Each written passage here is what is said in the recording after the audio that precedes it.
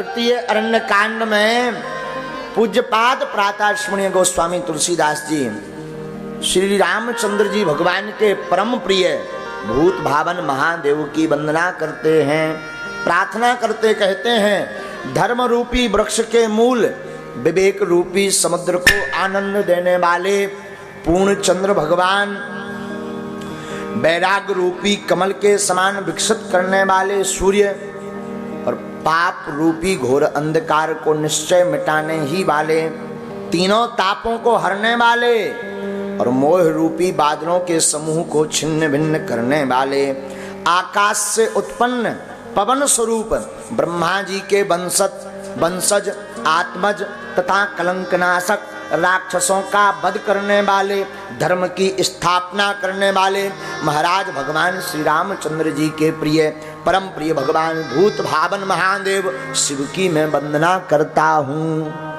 गोस्वामी जी महादेव की वंदना करके अरण्य कांड के प्रारंभ में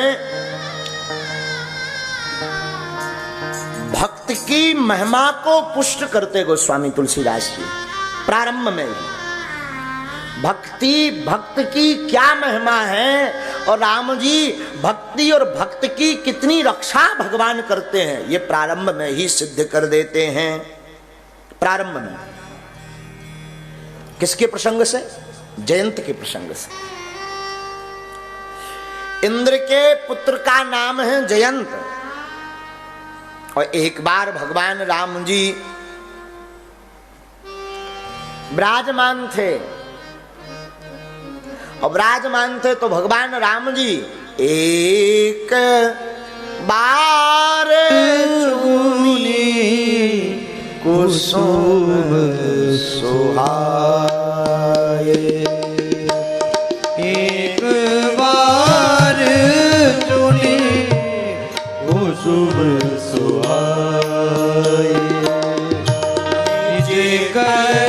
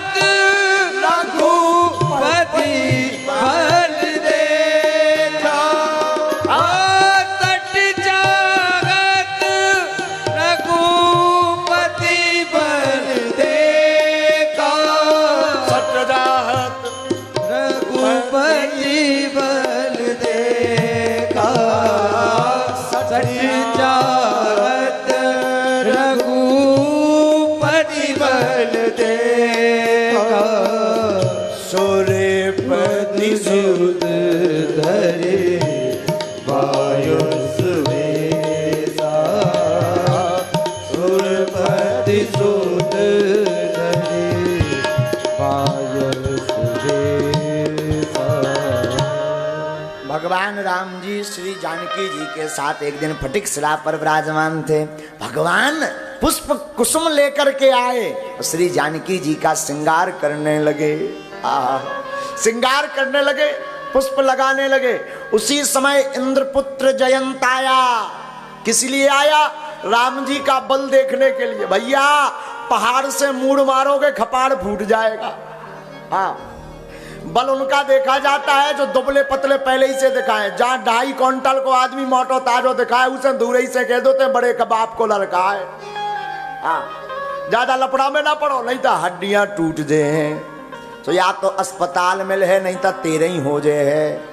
हाँ, दो में से तीसरों को उपाय ही नहीं है। देखो भाई, बलवान आदमी से लड़ना तो विवेक से लड़ना, सामू लड़ोगे। एक हमारे गुरुजी बहुत अच्छी बात बोला करते थे, दादा गुरुजी, ज्ञानी मारे ज्ञान से रोम रोम बिद जाए, और मूर्ख मारे लठ से सो फूट खपरिया जाए। दादा गुरुजी कहते थे भैया, जो ज्ञानी आदमी है वो विवेक से मार मारता है, पर जो मूर्ख हो तो आगी को लगो लठ मारत सो खपरिया फूट जाए। इसलिए ये देख लेना है कहां हमें लड़ना कहां नहीं। एक बार ऐसे ही हनुमान जी से किसी ने पूछा, प्रभु आपकी जय हो। हनुमान जी बोले जय। किसी ने कहा अतुलित बलधाम। हनुमान जी बोले मतलब? अरे आपके पास अपार बल है, अपार। हनुमान जी बोले भैया हमारे लो बल हो तो क्या कहना, हमारा तो कोई बल है ही नहीं, बल तो किसी और का है। झूठ मत बोलो। अतुलित बलधामम, आप अतुलनीय बल है आपके अंदर। और हनुमान चालीसा में भी कहा, और सुंदरकांड के श्लोक में भी कहा, आप झूठ बोलते हो। हनुमान जी कहते भैया बल हमारा नहीं, फिर किसका है? बोले जिसका है उसका है, पर हमारा नहीं है। कैसे नहीं है आपका? हनुमान जी समझाते उस व्यक्ति को, देखो अच्छा बताओ, मकान की महिमा होती है कि मकान मालिक की होती है? किसकी महिमा होती है? मकान मालिक की। मकान तो बहुत लोगों के बने, पर प्रधानमंत्री जी के मकान में कोई पथरा तक नहीं मारा था। कहूं अगर देख लो कैमरा में कैच होगा तो गड़बड़, और छोटे मोटे आदमी को सीधो मकान ही गिरा दो जा। तो किसकी महिमा है? मकान मालिक की। हनुमान जी बोले वही बात है। बोले मतलब? बोले हम तो हैं मकान, धाम माने होता मकान, हमारे जो मालिक हैं ये बल तो उनका है। बोले मालिक कौन है? बोले जासु हृदय आगा बसही राम सर हनुमान जी कहते भैया हमाओ बल नैया, हमारे अंदर जो धनुष्वान वाले बैठे उनको बल आए। तो व्यक्ति बोला झूठ बोल रहे, उनका बल कितना है? बोले अतुलित। बोले दो ही जन को जोड़ो मिलो हुई 50-50। हनुमान जी बोले नहीं, सेल्फ डिपेंडेंट, हमारा तो है ही नहीं, पूरा का पूरा उन्हीं का पावर हाउस है, हमारी तो ट्रांसफार्मर भी नहीं है। तो व्यक्ति बोला नहीं नहीं झूठ बोल रहे। बोले क्यों? बोले 50-50 होगा तब तो इतना बल है। अरे हनुमान जी बोले भाई साहब मान जाओ। नहीं माना। वो कोई और नहीं जयंत ही था। जयंत को हनुमान जी, ऐसा हमने महापुरुष के मुख से सुना, जयंत पूछ रहा था हनुमान जी से कि तुम में इतना बल? बोले नहीं, ये पूरा बल हमारे मकान के जो स्वामी है उनका है। जयंत बोला हम नहीं मानेंगे। हनुमान जी बोले तो जाओ भाई साहब से मिले आओ, जी को बल आए, मकान मालिक से मिले आओ। अब जयंत आया राम जी का बल देखने, तो सोरे 35 धरी बायस सुरपति सुत धरे बायस रेसा, सठ चाहत रघुपति बल देगा, सठ चाहत रघुपति बल देगा। जयंत आओ कौवा बन के। बायस माने होता कौवा। कौवा को अंग्रेजी में क्या कहते? क्रॉक। कौवा बन के आओ। अब कौवा बन के जयंत आए तो जयंत ने विचार करो कि भगवान का बल देखना है तो क्या करें? जिनको ये फूलों से सजा रहे हैं लगता है इनसे ज्यादा प्रेम करते हैं। अगर घोटाला करना तो यहीं कहीं करो। जानकी जी राम जी की परम भक्ति है, भगवान वही है जहां भक्ति देवी है, और भक्ति देवी भी वहां है जहां भक्त हैं। तो जयंत ने क्या किया? जानकी जी के चरणों में चोंच का प्रहार कर दिया। सीता चरण चोंच हति भागा, मूढ़ मंद मति कारण का। जानकी जी के चरणों में चोंच मार करके वो कौआ भागा। जानकी जी के चरणों से रुधिर बहने लगा, खून बहने लगा। और राम जी ने जैसे ही देखा, राम जी बोले रुक जाओ जयंत, बल देख वे आए। सो राम जी ने धनुष नहीं उठाओ। अरे बोले तोप की जरूरत ही नहीं है, पिस्टली से ही मारे जाने। हाँ, तो राम जी ने बाण नहीं निकाला, धनुष नहीं निकाला। राम जी ने एक सींग उठाया, तिनका, और तिनका पीछे से प्रहार कर दिया। और जयंत ने जब देखा कि तिनका भनन भनन भनन करता लो, अगर लग गो तो सीधे प्राण पकेरू उड़ जाने। सो जयंत कौआ बना, भागा। कहां गया? सबसे पहले जयंत भागा गया, पीछे पीछे बाण, वो सींग, आगे आगे जयंत। अपने पिताजी लो पहुंचो, पिता है इंद्र, देवताओं के राजा। ओ पिताजी बचाओ बचाओ बचाओ बचाओ। सोई इंद्र तैयार। क्या हुआ बेटा, क्या हुआ, इधर आ, क्या हुआ? पिताजी कोई बाण पीछे लगा, किस लिए? मारने के। रुक जाओ, चिंता मत करो, हम अभी सहायता करते हैं, चिंता मत करो। किसका बाण है? धीरे से बोला राम जी का। इंद्र बोले भाग लो, नहीं तो एक हमने पाछे से छोड़ो। अब जयंत की बुद्धि खराब हो गई, हमारा बाप हम यहां भगा रहा। कैसा बाप है? जयंत की बुद्धि खराब हो गई। अब बेचारो जयंत पिताजी यहाँ प्रणाम करके भगो। शंकर जी लोग भोले बाबा से प्रणाम करके बोलो, बाबा त्राही माम पाही माम पाही माम, बचाओ बचाओ। भोले बाबा त्रिशूल लेकर खड़े हो गए। जयंत क्या हुआ, चिंता मत करो, क्या बात है? जयंत बोलो बाण लगो पाछे। किस लिए? मारने के लिए। जयंत ने निवेदन जैसे ही किया तो शंकर जी ने त्रिशूल संभाला। चिंता मत करो, हम अभी रक्षा करते हैं। किसका बाण है? धीरे से जब जयंत ने बताया कि राम जी का, शंकर जी बोले भगले नहीं था, त्रिशूल और धमक दे भी हम। जयंत बोलो ये तो जे और खतरनाक है, हमारे बाप से तो जे ही डेंजर है।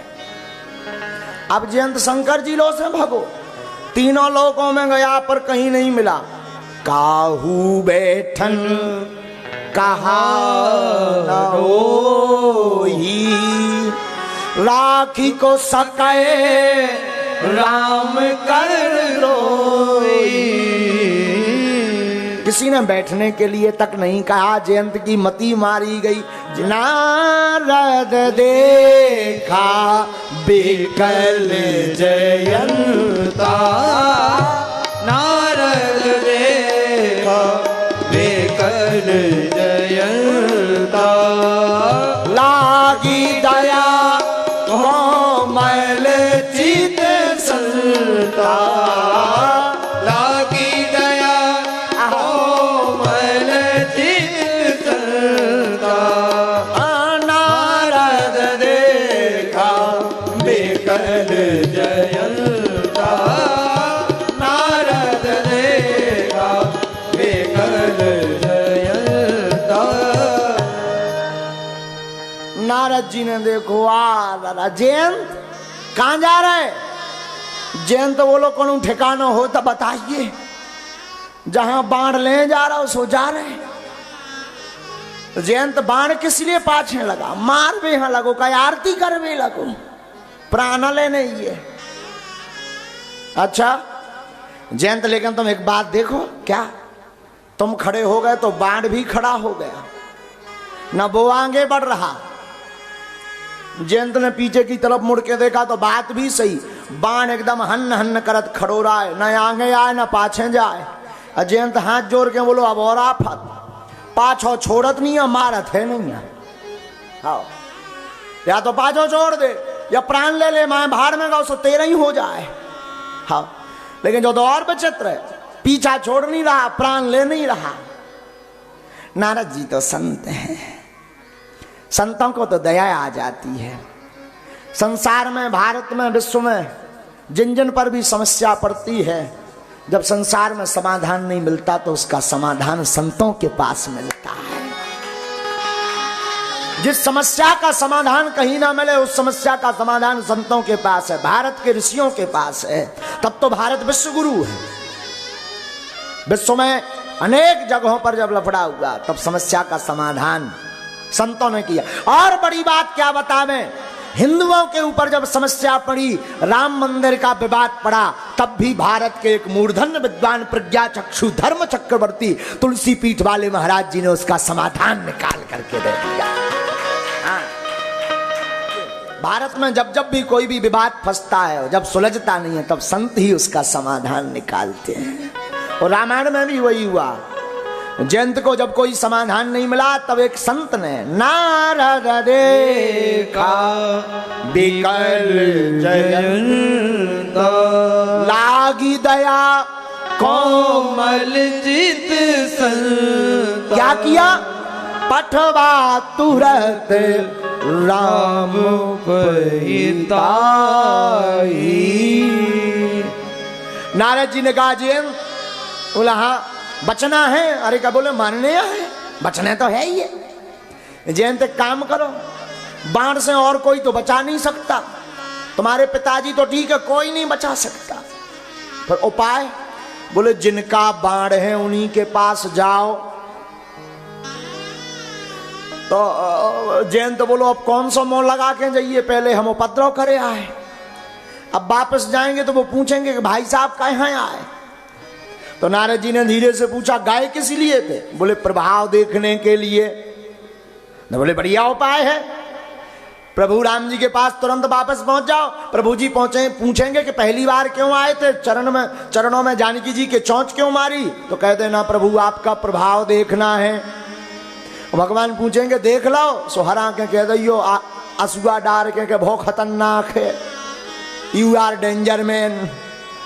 हाँ आपका प्रभाव बड़ा खतरनाक है, आपके प्रभाव का क्या कहना। तो फिर राम जी पूछेंगे, जयंत ने निवेदन किया नारद जी से कि राम जी पूछेंगे अब क्यों आए? तो कहना पहली बार आए थे तब प्रभाव देखने, अब दोबारा आए तो आपका स्वभाव देखना है। आपका स्वभाव कैसा है? प्रभाव तो देख लिया, अब स्वभाव और देखना है। और राम जी का स्वभाव तो बड़ा प्यारा है। कोई कितना भी बड़ा अपराध कर दे, महापापी हो, जीवन भर भजन ना किया हो, जीवन भर सत्संग ना किया हो, और एक बार धोखे से भी, झूठ भी सही, दंभ से भी सही, लालच में ही सही, ईर्षा में ही सही, पाखंड में ही सही, शत्रुता में ही सही, राम जी का भजन कर लेता है तो गोस्वामी जी लिखते हैं सन्मुख हो है जीव मोहे जब ही, सन्मुख हो जीव मोहे जब ही, सन्मुख हो है जीव मोहे जब ही, सन्मुख हो जीव मोहे जब ही, जन्म कोटि अग्नाशय तब ही, जन्म कोटि अग्नाशय तब ही, सन्मुख हो है जीव मोहे जब ही, सन्मुख हो जीव मोहे जब ही, जीव मोहे जब ही, जीव मोहे जब ही। जब जब जीव राम जी के सन्मुख जाता तो राम जी समस्त पापों का हरण कर लेते। कैसे? जैसे सूर्य के उदय हो जाने पर अंधकार मिट जाता है, वैसे ही राम जी के जीवन में आ जाने पर, राम जी के सन्मुख भक्त के जाने पर पाप का अंधकार मिट जाता और पुण्य का प्रकाश जागृत हो जाता है। अब जयंत दोबारा जब हनुमान जी मिले, जयंत ने नारद जी की बात मानी, सो गए। राम जी ने पूछो क्या भाई क्यों आए थे? वही रटी रटाई बातें जयंत ने बता दी। आपका प्रभाव देखने आए थे, प्रभाव देख लिया, अब आपका स्वभाव देखना है। राम जी ने क्षमा तो कर दिया पर एक आंख ही फोड़ दी। बोले कम से कम तुम्हें ध्यान बनी रहा है। सो आपने देखी हुई है कौवा की एक ही आंख ही है, कौवा के दो आंख नहीं होती, एक होती। उसी आंख को इस तरफ कर लेता, उसी को इस तरफ कर लेता। राम जी ने एक आंख ही फोड़ ली, आगी की लगे माए भाड़ में जा। कम से कम तो ध्यान तो बनो रहे। हाँ, अब जब बाप साहब एक आंख ही लेके, सो हनुमान जी तो समझ गए कि बुराई दुर्दशा हो गई भाई साहब की। तरीका से। तो हनुमान जी दूर ही से बोले जय सीताराम। सो जयंत पहले ही से पांव पर के बोलो जय हो। हनुमान जी बोले काय भैया दबी डाणन काया बोला था। जयंत तो बोलो कुशल है, तुम्हारे चक्कर में हम बल देख भी गए, सो तेरे ही हो तो बच गई। हनुमान जी बोले मतलब? अरे बोले ऐसी जगह फंसवा दो तो तुमने कि तीनों लोकन में कौन जगह नहीं मिली, या श्वास लेने की जगह नहीं मिली। हनुमान जी बोले गए तो ते बल देखने, देखो। जयंत बोलो देखो भी हो, अनुभव भी करो और संग प्रमाण पत्र ले आए। आओ जयंत बोलो साथ में प्रमाण पत्र ले। तो हनुमान जी बोले भैया प्रमाण पत्र का बता, सर्टिफिकेट मिलोगा? अरे बोले 2 घटा आते 1 फूट गो। आओ 2 आंखें आती 1 फूट गई, 1 बची जो प्रमाण पत्र है। हनुमान जी ने फिर धीरे से पूछी अच्छा भाई साहब जो बता बल कितना है? रामायण में ही जयंत ने कहा, जवाब दिया अतुलित बल अतुलित प्रभुताई, अतुलित बल अतुलित प्रभुताई। जयंत कह रहा हनुमान जी अतुलित बल अतुलित प्रभुताई, अतुलित बल अतुलित प्रभुताई। मैं मति मंद जान नहीं पाई, मैं मति मंद जान नहीं पाई। अतुलित बल अतुलित प्रभुताई, अतुलित बल अतुलित प्रभुताई, अतुलित बल अतुलित। जयंत कहता प्रभु अपार बल है, अपार। हनुमान जी बोले तौलोनिया तेने क्या काउंटल है? जयंत बोलो अतुलित, कहा नहीं जा सकता। यहां एक बात बड़ी अच्छी है। क्या? भगवान कहते हैं आप हमारा अपराध कर दो हम क्षमा कर देंगे, पर राम जी कहते हैं जो हमारे भक्त का अपराध करता है उसे तीनों लोकों में कहीं जगह नहीं मिलती। जो अपराध भगत कर करई, राम रोष पावक सोई जरई। जो राम जी का अपराध करता है भगवान छोड़ देते हैं, पर जो राम जी के भक्तों का, संतों का, गौ माता का, ब्राह्मणों का अपराध करता है वो तीनों लोकों में कहीं पर भी जगह प्राप्त नहीं कर पाता है भैया। इसलिए गांठ बांध लो आज की कथा में। भगवान का एक घड़ी, एक तो भगवान को भी अपराध ना हो कोशिश जा करियो, और अगर भगवान को अपराध हो जाए तो शायद भगवान छोड़ दें, लेकिन अगर काऊ भक्त को अपराध कर दो तब बिना तेरे की पूरी खबें छूटवे बारे नैया। बोलो सिया बलराम जय।